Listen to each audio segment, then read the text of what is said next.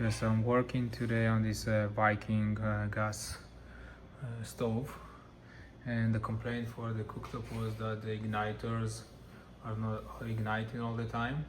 So I'm just gonna service those. And then for the oven, the complaint was that there is everything on the right side inside the oven is overheat more than the left side.